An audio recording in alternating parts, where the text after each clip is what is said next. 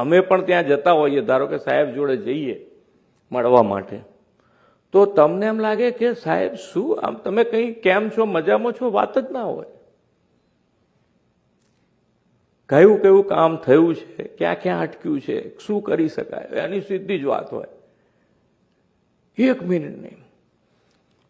આજે એક અનુભવ મારો હું કહું કે મેં જ્યારે બીજી વખતે અહીંયા આગળ મુખ્યમંત્રી તરીકેના શપથ લીધા ત્યારે હું સાહેબ જોડે બેઠા હતા, એકલા બેઠા હતા. એટલે કે અમારી કાર્ય પદ્ધતિની ચર્ચા થઈ.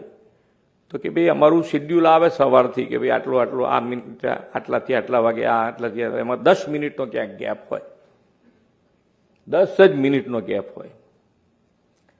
તો કે અમે એમને પાછું મોકલીએ અને કહીએ કે આ 10 મિનિટમાં તમારે શું કંઈક બીજું લઈ શકાય એવું છે લઈ અને કમ્પ્લીટ કરીને લાવો. સાહેબે વાત કરી એટલે મેં સાહેબને કીધું સાહેબ અમારે ઊંધું હોય થોડું. મને કે કેમ ઊંધું હોય?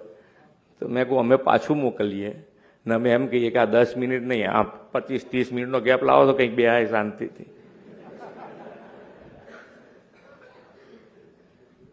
એટલે એમની કાર્ય દક્ષતા તો જુઓ તમે, કેટલું કાર્ય. આજે તમે ક્યાંય 1 મિનિટ એમ 1 મિનિટ ફ્રી નહીં, અને બધું જ પબ્લિક લક્ષી કામ કેવી રીતે વધારે. આજે દેશ અને દુનિયામાં ભારતનું નામનું જે ગૌરવ અપાયું છે એ તો માન્ય વડાપ્રધાન શ્રી નરેન્દ્રભાઈ જ કરી છે.